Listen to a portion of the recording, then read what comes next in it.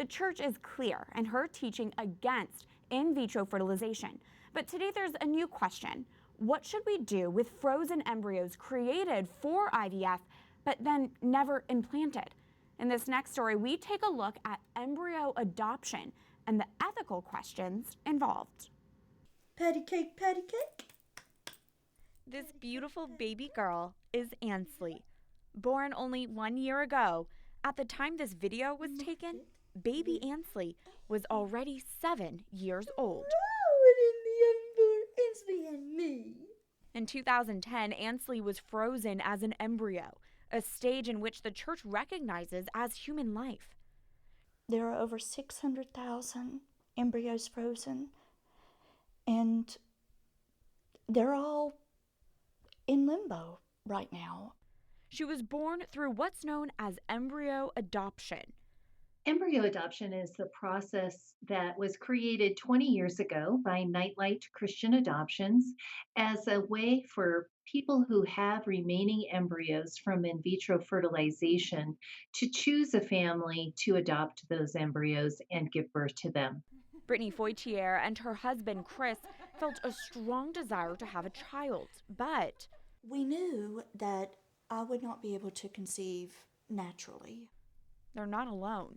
About 10% of women of childbearing age in the United States struggle with infertility. I think it was meant to be for us. I think that this was God's plan. He had a bigger plan in the bigger picture than we could ever imagine. Many couples may turn to in vitro fertilization for what they see as a solution. But as top Catholic bioethics expert Dr. Kevin Donovan explains, IVF is not compatible with church teaching. One of the reasons the church condemns IVF is because they produce more embryos than are necessary and then frequently store the excess embryos, freezing them until they can be used. But for a significant number of those who've been frozen, they're never going to be used.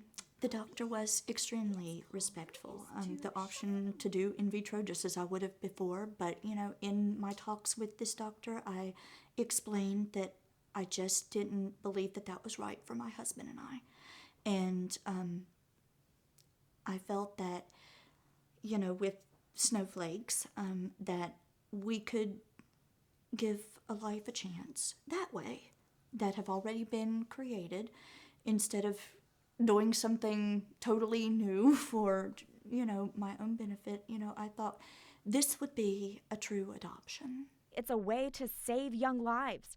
But whether Catholics should utilize IVF technology to implant an already existing frozen embryo is a dilemma that divides Catholic ethicists and an issue that remains unresolved.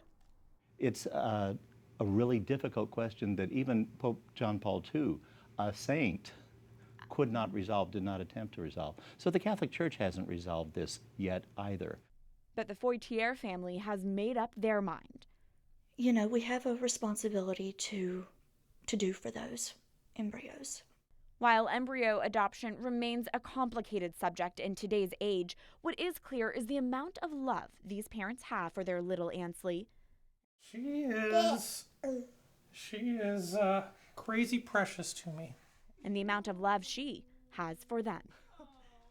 What a fascinating topic for our time that I'm sure Catholics will continue to discuss.